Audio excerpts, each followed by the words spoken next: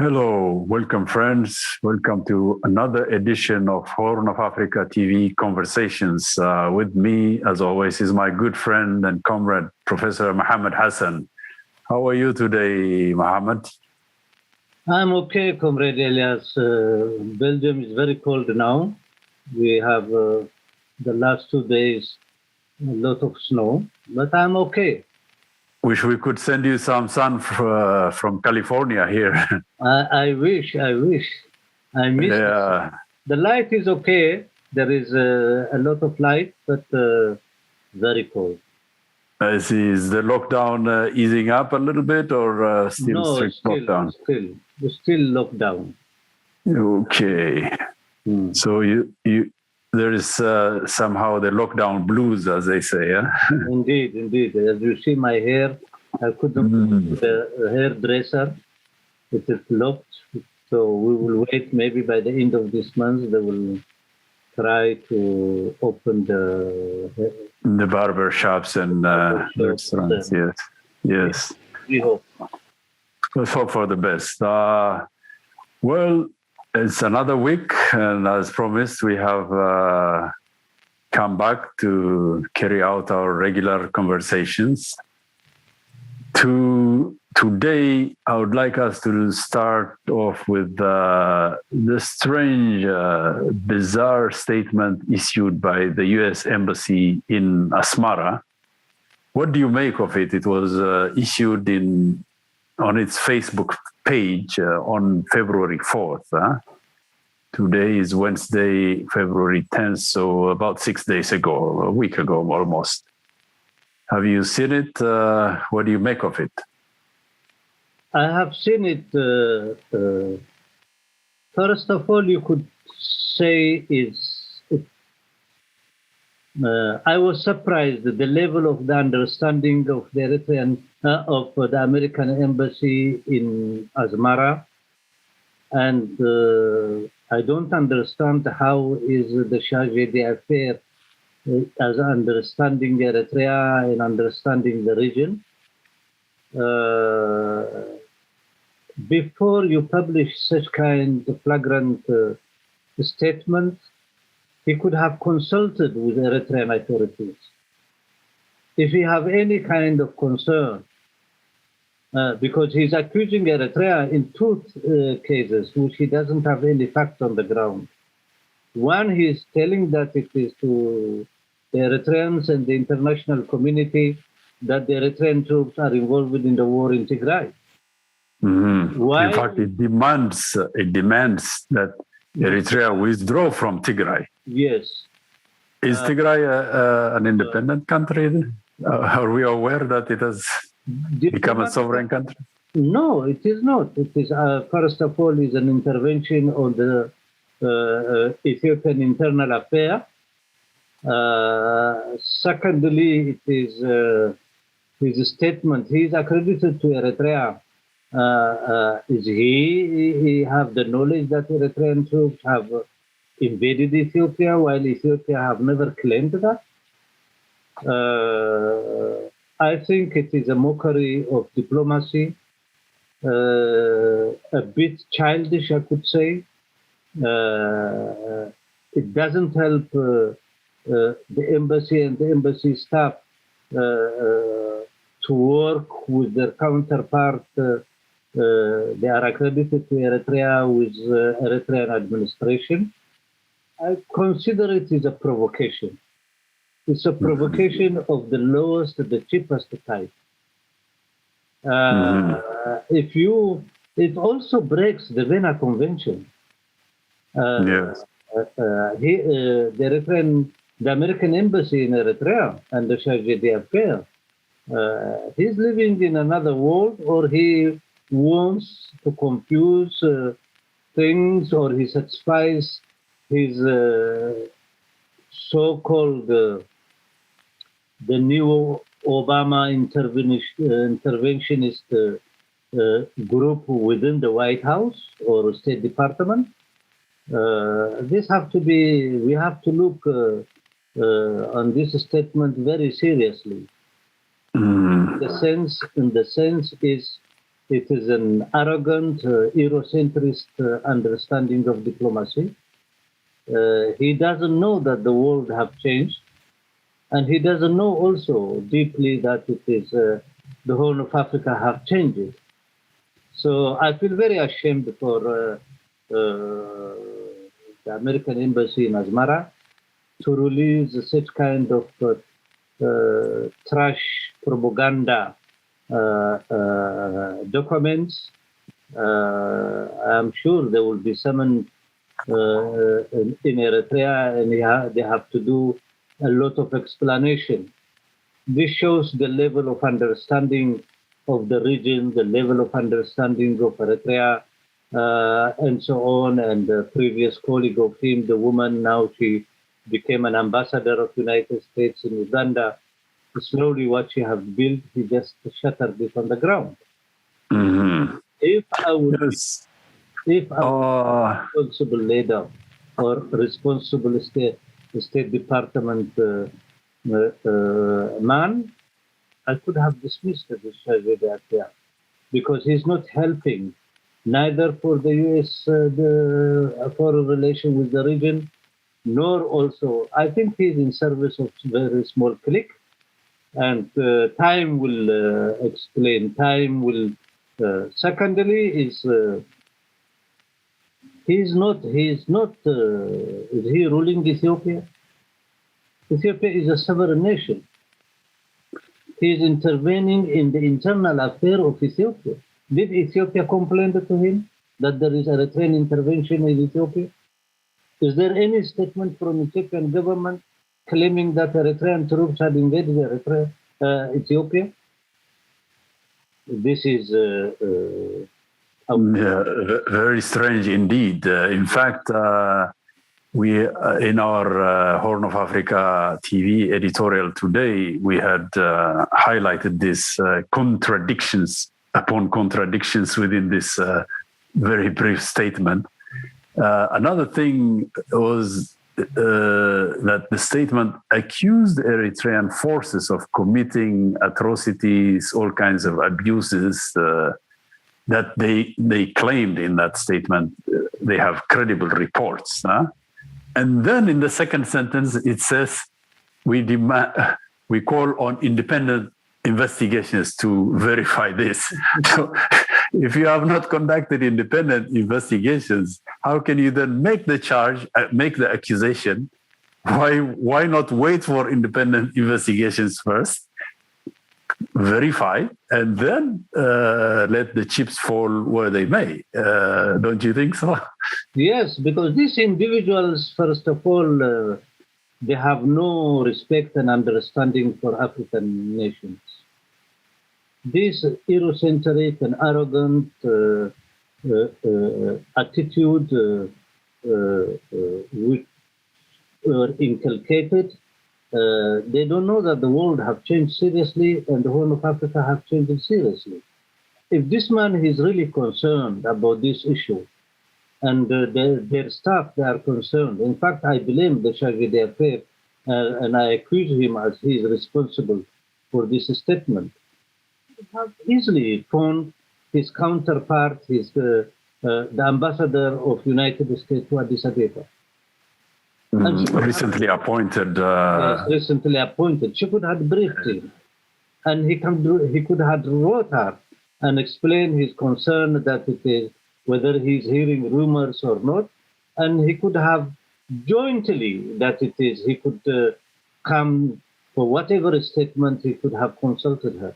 He didn't consult his colleague in the country is concerned with this. He didn't consult also the land or the country which is he's accredited.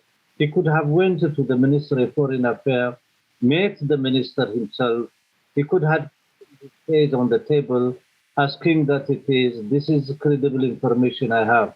But at the same time, in the statement, he says he have credible information, and then he is asking also for investigation.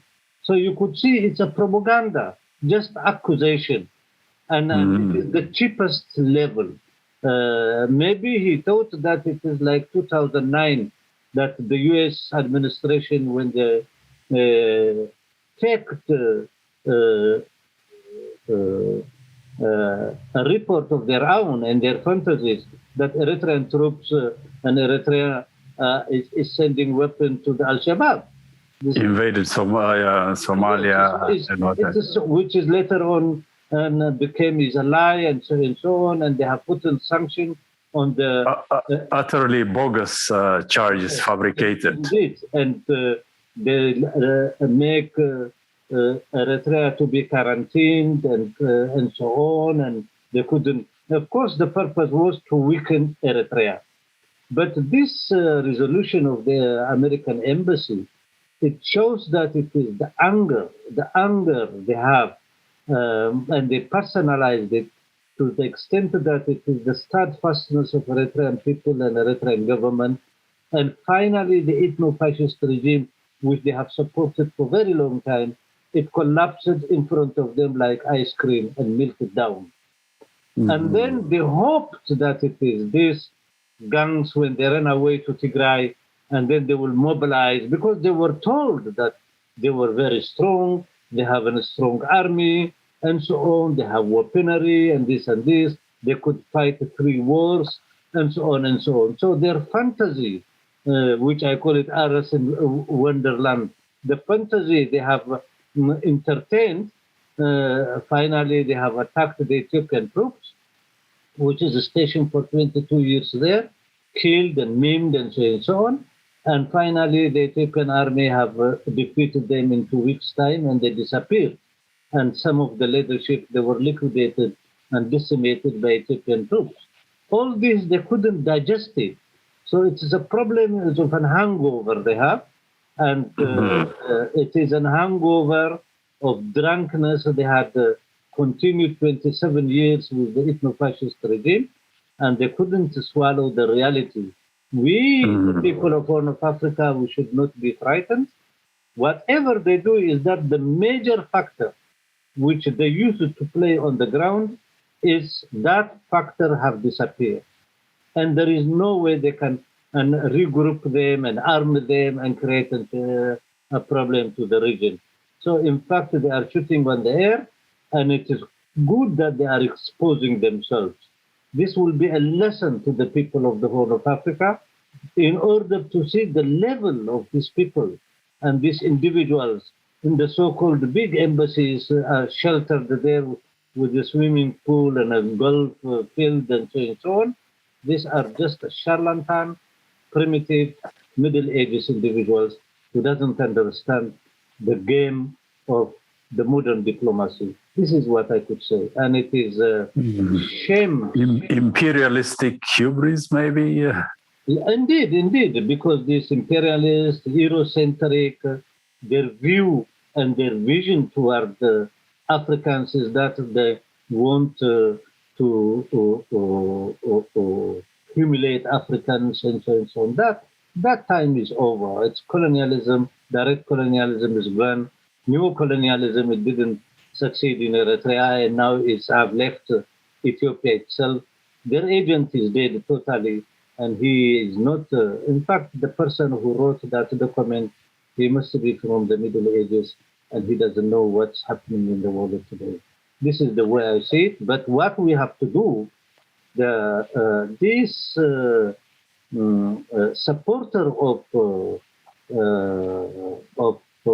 ethno-fascist regime in the past, they know that they were defeated, but they developed a personal vendetta against Eritrea because they couldn't understand little Eritrea could resist all this pressure. And finally, she prevailed the winner. Her vision and the steadfastness of Eritrean people, it proved that it is legality is won, justice won, the people of Ethiopia won, and so on, and their agent is removed as the cancer of the region. And now most of the people of the whole of Africa, whether it's in Somalia, even Kenya, they used to go in the intelligence service of the ethno-fascist Tigrayan state, and attacking people, kidnapping from Kenyan cities and villages, killing and eliminating. What they did in Somalia, invaded Somalia, killed more than 16,000 Somalis. The genocide which is committed in the Somali region, which is a lot of reports, and even American human rights organizations have wrote about it. Genocide in Gambela, the genocide they have committed in Amara region, and so on. So this man who wrote, or women, or a man or woman, I don't know, who wrote this kind of statement, I think they are not living in the region, and they have no knowledge of what happened in the last 27 years through these ethno-fascists who have committed a big crime. And secondly, he should have consulted his counterpart. This is it's rather contradictory also, because if you remember back in November of last year, November 17 actually, as the TPLF was launching rocket attacks on Asmara and Gondar and Bahir Dar in Ethiopia, the American Secretary of State at that time, Mike Pompeo, issued a statement praising Eritrea for the restraint it has shown for not being provoked. And he chastised or he condemned the TPLF's attempt to internationalize or to widen the conflict to involve the whole region. So don't they read facts? This happened 2-3 months ago. Eritrea's restraint was duly noted by the State Department of that time. Also, the Assistant Secretary of State for African Affairs, Tibor Nagy, at that time, echoed the same sentiments as Mike Pompeo. But now they're making all kinds of wild accusations, and strangely also, or perhaps predictably, we should say, the European Union followed suit and issued more or less similar accusatory statement against Eritrea, while it is sending a fact-finding mission to verify the situation in Tigray to Ethiopia. So shouldn't they have waited until their fact-finding mission came with credible reports instead of hastily accusing Eritrea? What's going on here? I think first is psychological. These individuals, they don't behave as a statesman, and they are representing the state, which accredited them to these countries.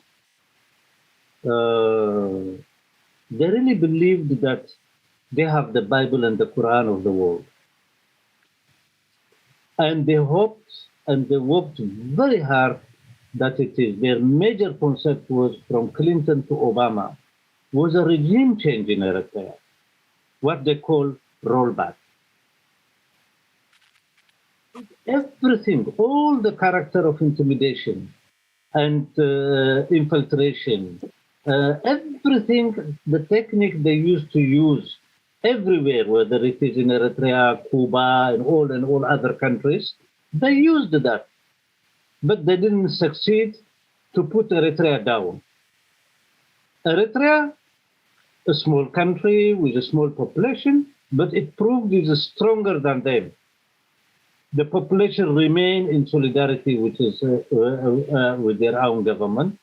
The government remained in its old line and its old concept of the new Horn of Africa. Self-reliance,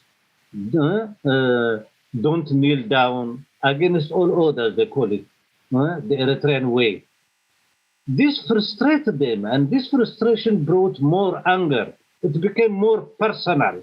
It's no more, it is an ideological war they are doing. They couldn't even win among the Eritrean population a huge segment which can use it as what they call the yellow or the rose revolution. It's fair. So we have to see it from this. These individuals from Susan Rice and until the Sharjah affair and all this, they have developed a vendetta against Eritrea. How Eritreans and how Eritrean government, they can dare to challenge us all this time for almost 22 years in active sabotage and active diplomacy of regime change. So it became part of their personality. They sleep with a dream that Eritrea will be defeated.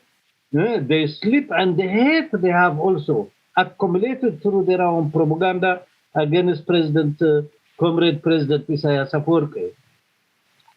What surprised them is, and if they were very, very clever, whether they are European Union, the European Union, these are individuals with a middle-aged mentality, and the State Department in the United States, they couldn't read what is happening in the region. And it happened to be in 2017 when me and two Oromo comrades, we visited Eritrea. And we made an interview with His Excellency Comrade President Isaias Afwerki. He said, TPLF Wayane game over. They never understood the philosophical concept that the president of Eritrea, when he put that. That was 2017. That's exactly 4 years ago, next March, right? But they were not aware. These are individuals who are roaming from one hotel to another hotel, from one reception to other. In fact, really, as a person, you will not like to have a friendship with these people, drunkards, and a little bit hooligans. No, they really behaved like football hooligans. They believe that it is their team will win, and in no way other team will win with the same game they were playing. So they got more frustrated and they developed a vendetta, personal vendetta. So this statement from Asmara, you see, is a statement of a personal vendetta. It is not a behavior of any government and state who have a bilateral relation and have a diplomatic relation to squander their own image in front of the people of Eritrea. It is, in fact, it's a trash. And it is good that it is quickly, they have thrown their mask and so on. They are not smart enough to even to play the game. Secondly, as an Ethiopian, I'm an Ethiopian. And we never accused Eritrea that had intervened in this country. On the contrary, the Prime Minister of Ethiopia have made a very big speech to the Parliament of Ethiopia, the support the Eritrean people and the Eritrean government did for the Ethiopian National Army when it was attacked and killed by the ethno-fascist TPLF. He explained it to 110 million people in the television. Today, majority of Ethiopian people know that. So they are lying for whom? To harm whom? The understanding of Ethiopian people toward Eritrea and the Eritrean people is totally fundamentally changed. If you see to the YouTube, Eritreans had stood with us in a bad time when we were attacked from within, which the army which have defended Ethiopia, which have helped the people of Tigray in all fields and so on. So to put such kind of statement, it shows nonsense. The level of their consciousness is very, very backward, and arrogancy added to it. And it's good that they exposed themselves, and we have to make our people inside and outside aware that they might come with a lot of other agendas from now on to create a division. But one thing we tell them very clearly, the people of Horn of Africa are united now. They are smarter than them. They know the propaganda. This false and primitive propaganda, it doesn't work anymore. So they better adjust their propaganda and they better think twice before they utter and open their dirty mouths toward us. This is what I will advise them.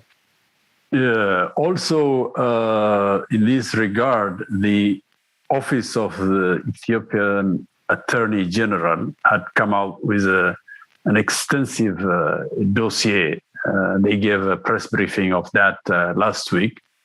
They said in that press briefing that the textile factory of the TPLF called Al-Meda Jarq was producing army uniforms of the Eritrean Defense Forces and the Ethiopian National Defense Forces for the purpose of dressing up their own militias and also some of the criminals that they released from jail.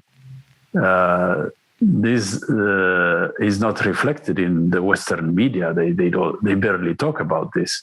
But why would this TPLF textile factory produce Eritrean army uniforms? They never ask these questions. I think it is the last 22 years they have painted the TPLF and the TPLF's regime in Ethiopia as the most successful model in Africa. With the logic of Clinton of the anchor state, and later on that Ethiopia have double-digit growth economy, Ethiopia will be very soon middle-income economy. All this false propaganda was written from the New York Times, Washington Post, until all media, CNN, and this and this and this, all of them, they became alliance. The reality on the ground was different. And I think it is a guilty consciousness burns them. All their lies was exposed. The reality in Ethiopia was a hell. And the people of Ethiopia, they were living in a hell situation. It's no fascist regime killed, maimed, robbed, embezzled of Ethiopian wealth and so on. And of course, it paid, as the Attorney General office in its first press conference, in their statement, they say they knew even senators in the American parliament that they were bought and they were in the payroll of TPLF, journalists and so on. All this money of taxpayer money of the poor Ethiopian people, it was paid for them, and they were getting money from that regime, which is to buy influence, yeah? No, not only that. Legally, I'm sure that it is once these documents are released, these senators and these journalists and so-called professors and so on, they never paid even a tax to the American people or European or for Europe. That was a black money was given to them. And these are criminal elements.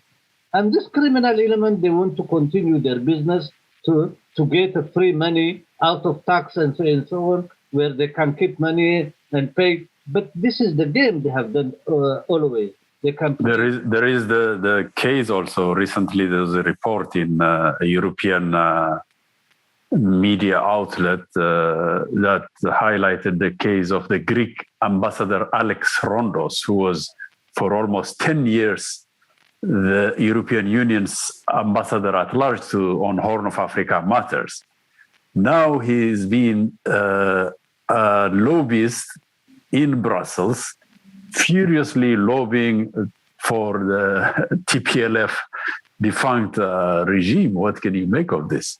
That is and a small Greek who were appointed as an expert, ambassador of European Union, and then he have tested what the Arabs calls the halawa. TPLF studied it, and so this little Greek that he's hungry, and as usual it is the concept of the Balakan. The word the Balakan means is an individual who lies and who cheats, and so it's a negative, pejorative word.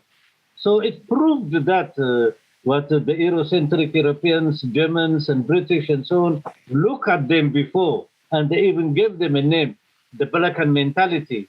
This man is just is a baklava merchant who have no any integrity of himself, and using public money of European taxpayers and so on. We should expose him. We should expose him in Greek. We should explain to our comrades in Greek, and so on. We should write also in Greek journals. I will make sure that it is the Greek Communist Party about this man, Comrade Elias, if you send me his full name and so on, and I will talk. Yeah, we will put a link of that article in the description section. Very good. We should expose them in their own market. They think that it is, we are not able. No, we are able. We have friends, we have comrades everywhere. We are internationalists. We don't invade anybody, but we also wanted to protect our region, the Horn of Africa. And that is also, it's our right. And 22 years, 27 years of this ethno-fascist regime of Tigray, of TPLF, we have suffered on it. And we will not allow any charlatan now to come and to play in our children's future and so on. We, the people of Horn of Africa, we have to stand fast and to say a cut, and we have to fight them in their own market and go even to their areas and in their countries, accuse them. The second thing is, I'm thinking now to promote, and to my comrades, I talked to I didn't go with him in details, progressive international lawyers, and I will talk to the Secretary General by next week and so on. If it is possible, we organize a delegation to go. These are specialists in criminal law, and they can support the Attorney General office with all the documents and so on. I hope the Attorney General office in Addis Ababa will translate most of the documents as soon as possible and create a secretariat of translation. That these documents, we have to expose them. It's not only such kind of people. They are also charlatan journalists. To give you an illustration, the campaign is three types of campaign. As I have last time I mentioned, one man, which he was a worker, he had been a postman. Later on, he wanted to study. Finally, as a comrade, I helped him personally. In Tigray, he did a very good thesis and so on. He did a PhD on that and so on. And then later this is a Belgian fellow? A Belgian professor. And this man, he organized 3,000 professors, a petition in support of the ethno-fascist group in Tigray. But it melted down because the people who signed, they have no knowledge of Tigray. So what we have to do, we, the Horn of Africa, and people in the Horn of Africa television, we have to lobby also. We have to explain to these people who didn't know anything about that region. They don't know, and they were busy with their work. We should knock their doors and say, look, you are signing a document. Imagine you signed that to liberate the Nazis. Then they are, and so on. We have to explain, give the document, and so on. A lot of them, I think, they don't know anything about the TPLF. They don't know anything about our region. We have to do our public diplomacy. We have to do our public information to reach them as much as possible, because most of them, they are kept in the dark, and their, of course, image building about ourselves was negative, and they promoted this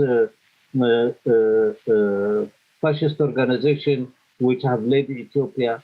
As, of course, it is their best friend, and from there. Secondly, we have to understand two things. Dominating Ethiopia with their friend, you also dominate the African Union. Because Addis Ababa, it's exactly like Washington, like Brussels. It is an international capital of diplomacy. Because of the African Union is there, that most of countries in the world, they have also their own embassies in that country. So in that sense, it is an international capital as any other New York or Washington or Geneva or whatever it is. So that if you have a puppet which you use as you want for intervention, for whatever you want, and then through them you control the other African countries and African Union. You intimidate other Africans in one center in Addis Ababa. That situation is gone now. Not only Ethiopia was liberated from this ethno-fascist, also the African Union in Addis Ababa is liberated by the change which has occurred. And the new Horn of Africa vision of peace and cooperation. Yes, and this makes them very angry. So they cannot play their dirty role which they have played for the last 60 years in that continent. And this makes them very angry, frustrated. So we have to understand these are themselves, they are fascists. They didn't care if we kill each other. They didn't vote what happened to us. They don't care about us. When they speak about human rights, they mean that their intervention right. It's not the human right of the Africans. It's not the human right of the Ethiopians. No, they don't care. When they speak about refugees, and the refugees have nothing this and so on, it is a process of intervention. They created the Yes. In fact, if you examine all the charges and accusations, they're building up towards what is known as quote-unquote humanitarian intervention, or R2P, the responsibility to protect. This is just a cover-up for military intervention, as happened in many parts of the world, in Libya and elsewhere. So I agree with you. We have to expose these lies and expose these steps for intervention, this so-called humanitarian intervention, which is not humanitarian at all. It is just imperialistic intervention to loot and plunder resources of African countries or global South countries. Not only that, after the demise of the Cold War, the first person who coined the word humanitarian intervention is Kushner. And he calls it the fifth democracy. We, the democrat countries, which is he means, we, the civilized white European, America, Canada, and Australia, we have the right to win. Remind our audience who Kushner is. Kushner, he was one-time minister, and he created what they call first Medicines Sans Frontières. Later on, he created an organization, an NGO called Doctors Without Borders. Yes. French foreign minister. Yeah. So he created, and it became even a theory in the universities, that it is humanitarian intervention, the fifth democracy. We, the democrat countries, we don't have only obligation to defend the democracy, but to promote human rights. Human rights intervention, it is our duty. It is part of our culture, political culture. And he calls it the fifth democracy. And this was also echoed, I think, by Zbigniew Brzezinski of the United States yes. So in their international crisis group, the Grand Chessboard, and what have you. Indeed. But it is the first intervention, humanitarian intervention. They gave it a logo called Operation Good Hope of Somalia, the first one. So with such kind of logos, by creating, mobilizing the population here, going into the pocket of the population, use humanitarian sentiment, and so on, a very beautiful discussion and discourse and so on. And so in this way, they have intervened everywhere.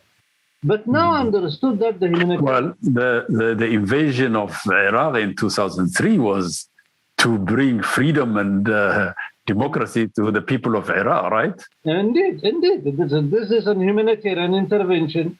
That it is, these people are savages, they are killing each other. We, the civilized, we have to intervene. But they let 3 million Iraqi women today, they are widows with children.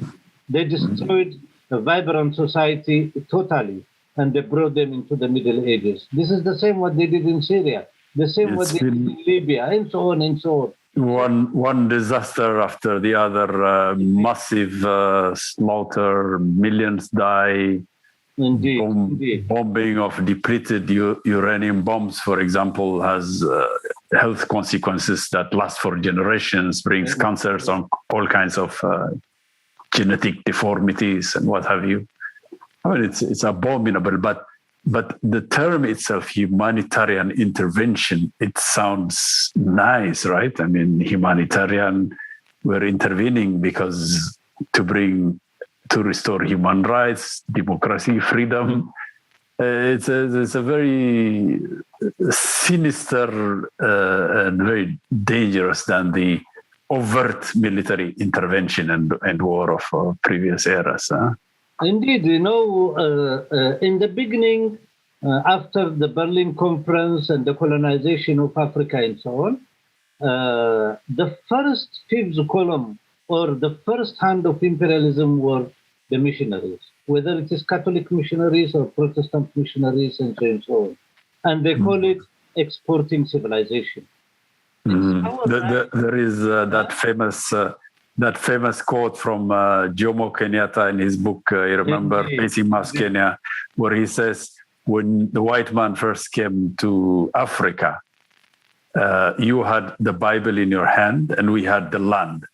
Then you preached to us to bring Christianity, you converted us and asked us to close our eyes, bow our head down and pray. So when we finished the prayer and opened our eyes, he says, we found out that we had the Bible in our hands and you had our land in your hands. He was right. Right. So after the independence, first was the missionaries. And these missionaries, they used to raise in the parish money from the believers in the imperialist countries. These believers are simple workers who have a humanitarian sentiment, who believe in their religion, and it is you have to help your fellow human being and so on. So this priest and all these missionary, they used that humanitarian sentiment by using the parish as the center of collecting money. A very long time. Mm-hmm. They abused and misused the European humanitarian sentiment. As anybody, human sentiment, they used it. But once Africa got independent, the struggle came and so on, because in the real sense, they were discredited by African people, as President Jomo Kenyatta said. So all of them, they ran and they came to the headquarters and they changed now. Now, this logo doesn't work anymore because it is discredited. So to replace... So a new slogan had to be found. A new slogan, a new organization must come. And that is why NGOs came. So we will discuss in one of our programs on the history of missionary and NGO that most of our young people to understand. So now, excellent point. Yes, it is now an orchestrated campaign, you see. Let us take Eritrea as an example. When you go to any NGO, we'll tell you Eritrea is North Korea of Africa. If you are not sophisticated enough and to read from their own mouths what they mean, they can confuse you. When they say Eritrea is North Korea of Africa means we are not allowed to go into Eritrea. That's why Eritrea is North Korea. They put the logo on Eritrea. You see, these are charlatan individuals of the petty bourgeoisie and these, flower power group who believe that they have the right to bring civilization. The new missionaries. New missionaries, they don't preach Bible. They might have a tie, then and so on. They can, and what is their Bible? Human rights and so on. Development, which is development. On the contrary, it is they are an agent of the imperialist forces, collect information from the villages where they are, and so on. So Eritrea, it said no, kafa. We don't need you. We will do it alone. We can work. We are human beings like you, and we can build our country. That is very dangerous statement. So Eritrea will always be accused. Not today, not tomorrow, and so on. Eritrea for them is a rotten apple. It will contaminate all the region with her idea of self-reliance. Self-reliance. Why Africans have to have self-reliance? Africans are supposed to be exploited. Africans have no history. Africans are not able. All this. This is the same what they did to the Chinese and so on. There is no people who suffer among by imperialism and Western missionaries as like the Chinese, and they have killed 100 million Chinese. And today the Chinese is in a totally different situation. They don't want the Horn of Africa to develop. They don't want the people of Horn of Africa to be united. So they will always find element of backwardness from our society. They use this element in order to put a stone in our shoes, not to walk as one man and one woman. But that situation is changing, and we will struggle, and we want our region to be free, and we want the cooperation of all the countries and the people of the region. How is possible that it is somebody is trying to inculcate me, being from the region, and they are telling me that Eritrea is North Korea of Africa? It's none of his business to become North Korea or become North Korea. It is none of their business. We have the right of self-determination to decide our fate. That is what they cannot digest. Indeed. In the few minutes remaining, Professor Mohamed, I would like to bring to the attention of our viewers this strange interview of the president of Rwanda, Paul Kagame, in which the interview was done with H.R. McMaster, so we'll have to explain the context. But there he talks about the situation in Ethiopia, and then let us take a clip, just watch a few minutes of that video, and then we will come and talk about what he's talking about. All of these problems have, I guess, there's certain unique drivers of the conflict. But yes, while we have you, and while our viewers and listeners have the opportunity to hear your perspective, could you just give us your thoughts on conflicts a little bit beyond the Great Lakes region, especially the one that's ongoing in Ethiopia, centered on Tigray, as well as other places where you have Rwandan troops deployed, such as South Sudan and in the Central African Republic? So before I come to that, let me touch on what you alluded. You mentioned something about Uganda. Let me. Yeah, the 2019 agreement. Yes. Yes. So we have. You see, the problems between Rwanda and Uganda again have been there also for quite some time. Only that this time, what we had, and we hope will help us resolve the matter, is that we brought it to surface. We started discussing it publicly and openly. Otherwise, things were happening, without necessarily people knowing what the matter is. So, but with Angola and DRC, and then Uganda and ourselves, Rwanda, we sat and brought out these issues that have been affecting our relationship. And in that arrangement, we have had a series of discussions to address now again what we brought out as the root causes. We hope that may deliver good results at some point. That's where we are, but those problems have been there for a long time. I will not go into more details because I'm just on one side, and I don't want to prejudice anyone's understanding of what the issue is, but that one we are managing. Now, we have had troops serving under and both the military and police serving under the UN, in many parts of the world. It has been Sudan, South Sudan, one time we were in Haiti, then Central African Republic, where we are now. And we, in fact, as we serve under the UN, we are just not peacekeepers there being told, do this, do that, don't do that. We also bring a bit of experience from our own country during the tragic days, where we can share with the people how to resolve some of the causes of the conflict as they exist. We make an effort to try and understand them in those countries where we serve, and also use our availability under the UN to tell them stories about our own situation and how possibly they could benefit from addressing their problems in certain ways, whether it was in Darfur, in Sudan, then or in South Sudan, and wherever we are deployed.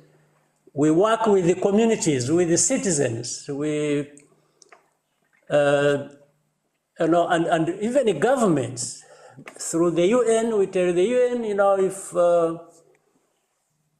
we could do the things like this as a UN contingent or force in any part of the world, we could help bring peace, not just to sit there and wait until peace happens and then we keep it, because that's why some forces have stayed for too long in one place.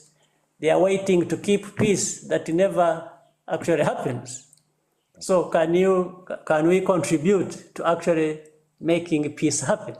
Right. That is what we bring in that contribution. Now, I'll just say also that goes with your theme of you have to address the political drivers of the conflict, right? Or else you're just treating the symptoms. I think that is exactly the right approach.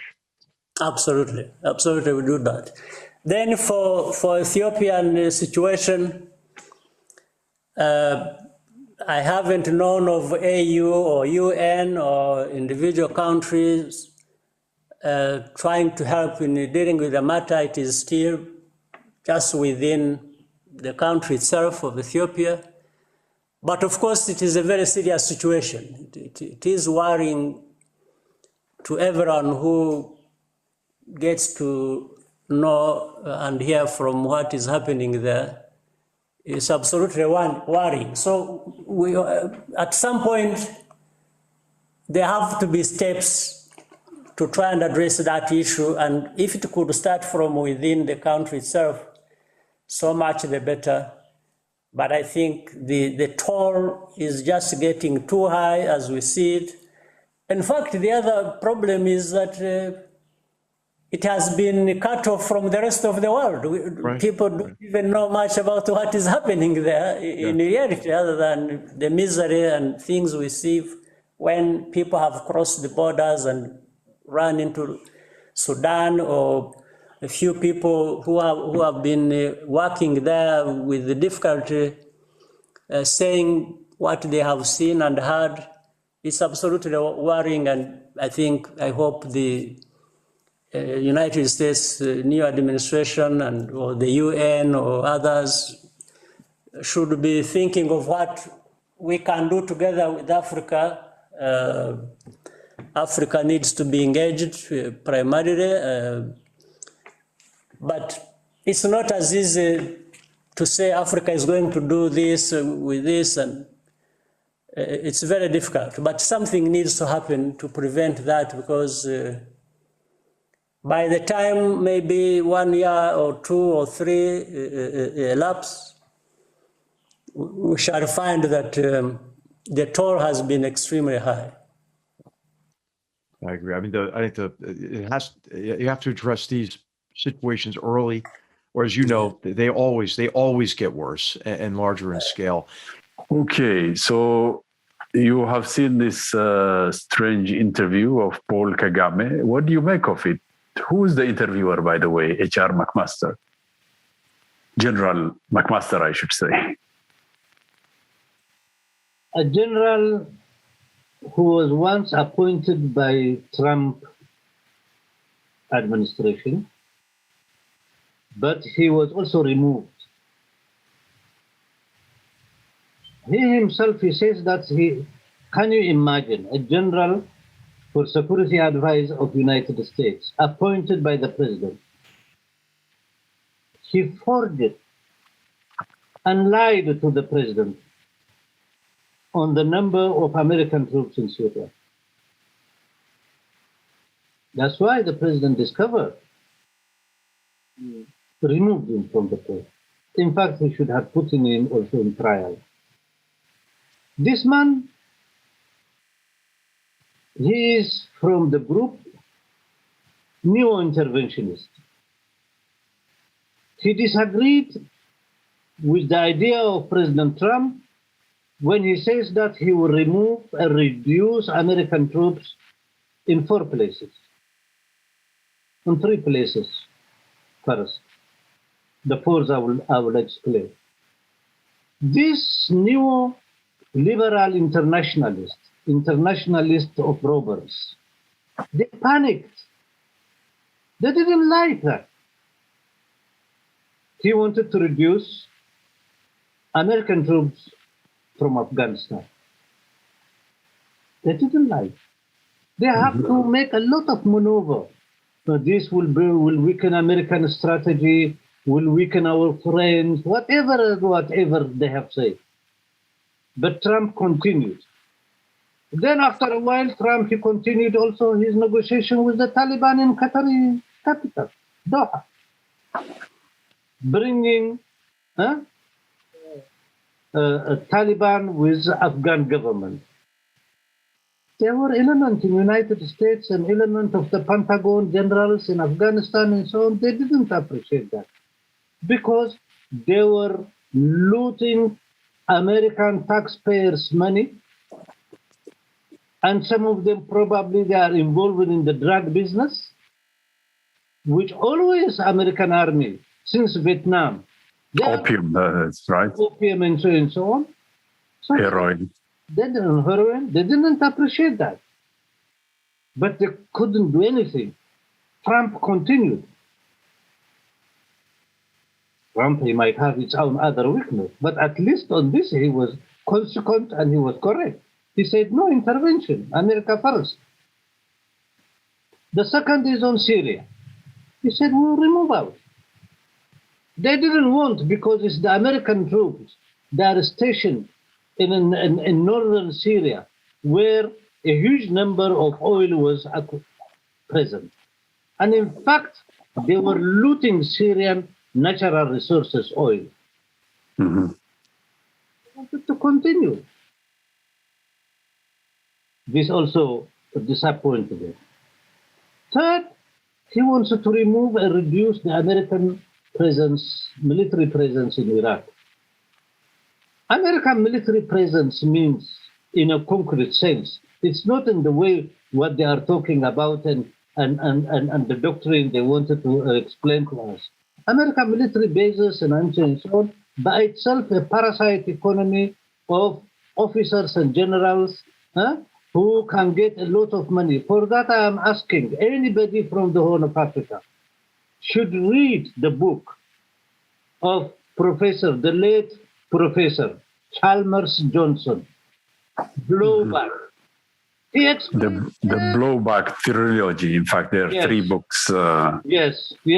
He explains clearly. He said these are charlatans. These are parasites who are using American taxpayers' money and so on and so on. 1 million of them are stationed who have never participated even in any war, and they become pensioners. They get money for their children in a good universities to study. Their wives, they spend all their life playing golf and playing tennis in the court where they are stationed and so on. For that, he was also asking that the United States have to close all her military base outside and bring these soldiers and let them work as any American working class and working family works and earns his bread. So I wish the people of Horn of Africa to read that. That is Chalmers Johnson's, Comrade Elias, he could put for you as a note. The other force who doesn't like also is NATO. Imagine, NATO, 75% of the budget of the NATO is paid by United States, which means by American taxpayer. When President Trump came, he said, what is that? We are not a special guard for you, for Europe. If you want peace, you are not mercenaries. If you want peace, you have to pay also the bill. He frightened the so-called NATO leaders. The NATO leader of small countries from Scandinavia, Belgium, Netherlands, and then the Germans and all this, they panicked. He said, security, you have to pay for it. For every dollar we put, you have to put also another dollar. And this frightened them. That is why the campaign against President Trump came. And the fifth is because of his idea, America first. These countries, they cannot intervene alone. They need their Uncle Sam, their father. Yeah? When they have problems, they have to call him, and the father comes with his armada and defend for them. He says, why I have to defend you? If you wanted to be defended, you have to pay the bill.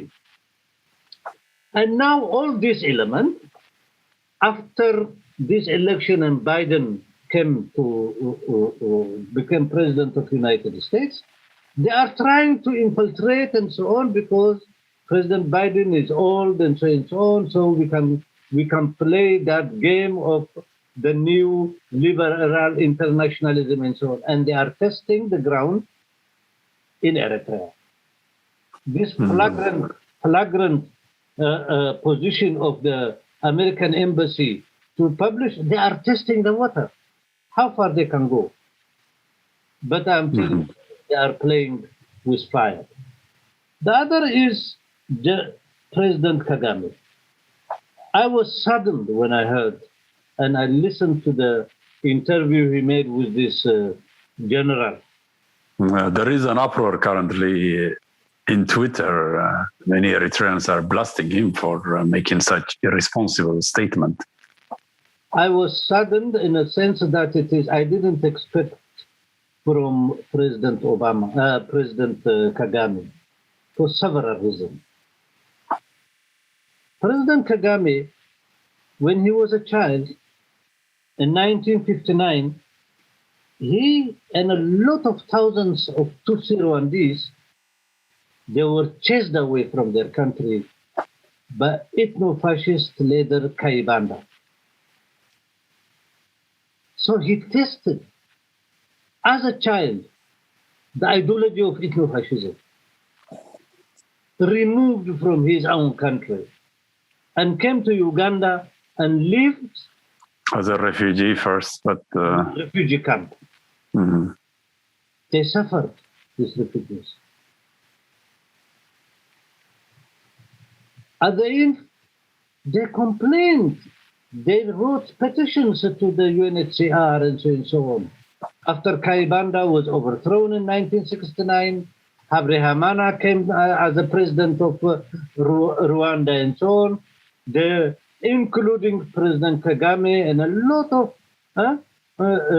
Rwandan Tutsis who have been chased away and suffering as refugees, one time utilized by Idi Amin and killed and so on. Any regime which is coming in Uganda abuses and uses them, frightens them, and so on. Their life became always miserable. They wrote a lot of letters to the UN, to Geneva for human rights, for UNHCR, and so on. Nobody listened to them. The NGOs, Belgian NGOs, used to work in Rwanda. One of them, I knew this person. Then I asked him, why Rwanda cannot accept its own citizens who live in a refugee camp in Uganda to come back to Uganda? He told me like this, because he is also inculcated by ethno-fascist ideology. He said, no, Rwanda is full. There is no place for refugees to come back. That's one. Second, he said, no. These Tutsis, they are very clever. They will take the power. This is the understanding the colonial power have created.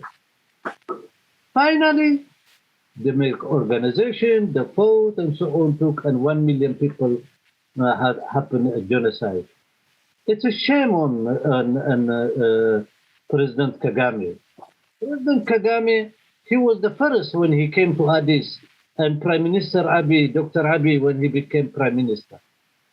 And he brought with him in his plane a cow. And he handed over as a gift to Prime Minister Abiy. And he said in that speech, in Rwanda, in our tradition, the biggest gift to somebody you love very much for a good bravery job, it is a cow. That's why you are a brave man. You did your job. I give you a gift as a cow. Imagine now. Then why suddenly he changed his opinion? Why, without being prudent, to be interviewed with a general who is himself a liar and chased away and so on? I think Kagame made a very serious mistake. And we appeal to him, we, the people of Horn of Africa Television, and the Horn of Africa people in general. We fought against ethno-fascist regime in Ethiopia. His knowledge of understanding the TPLF was very poor. Maybe that's because he's the... he was very close to the late Meles Zenawi, the Prime Minister of Ethiopia, and they used to invite him to the capital of Tigray, Mekelle, when they were celebrating the TPLF's February anniversary of its birth or what have you. It is, I'm very sorry, he's supposed to be a specialist in ethno-fascist movements because he himself is a victim, but he didn't do his homework. And he didn't, secondly, is that it was not prudent of him to take a statement knowing that the change in Ethiopia and the change in the Horn of Africa is a change forever and it will never turn back. And his friends, which he considered his friend, if he considered them, they are no more going to come back. They will never come back for coming 1,000 years. It's Khalas, it's game over, right? It is game over. The other parties, which I'm very sad of his behavior, he could have contacted Prime Minister Dr. Abiy. He is his colleague. He had all the possibilities. Just take the telephone, call him, ask him, put your concern, and he could have learned better rather than making an interview with somebody, a charlatan who have been chased away from his job and so on, who is a warmonger American. President Kagame, we are nearer to you, and we are your brothers and sisters. It's not those 30,000 kilometers very far away from you who will be your brothers and sisters. It is incorrect of you, and it is, we had a respect for you, but it is pity that it is, you are inculcating in our young people in Ethiopia and the Horn of Africa to rethink about you and to study about your organization. We thought you were fighting against an ethno-fascist Interhamwe regime. You have intervened yourself 100 times in Congo at the pretext saying that the Interhamwe, they are stationed in the Kivu province of Congo. Now you are asking international intervention against us in Ethiopia, in Tigray. Shame on you, Mr. President. Shame on you 100 times. And we advise you to refrain from such kind of statements and the name of Rwandans who have been killed in the genocide. And I hope you will not repeat it, and I hope you will study, and I hope you will consult your colleagues in the region. This is the only advice I can give. And to conclude, I know a lot of Rwandese, and I am well versed on Rwandan history. I will not go very far on that. That it is your people have suffered serious suffering for the last since 1959, when the colonialists turned the table against Rwanda. And please look at your own history, and please be an example, and please join the new team in the Horn of Africa. And thank you very much.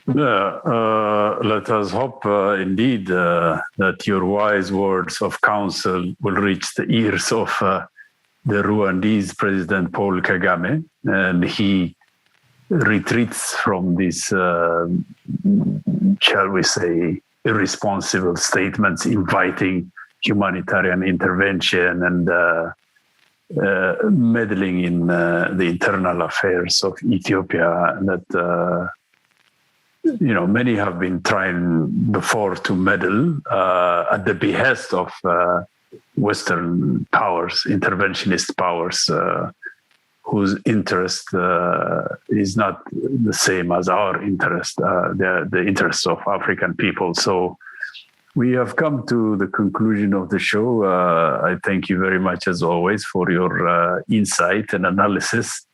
Many of our viewers have been asking about our weekly show, Conversations, and we have assured them that every week we will do at least one show. So I thank you very much, Comrade Mohamed. Until we meet next week, we bid our viewers, we wish them well. And next week, inshallah, we will meet with another segment of our weekly Horn of Africa Conversations. Thank you very much. Goodbye.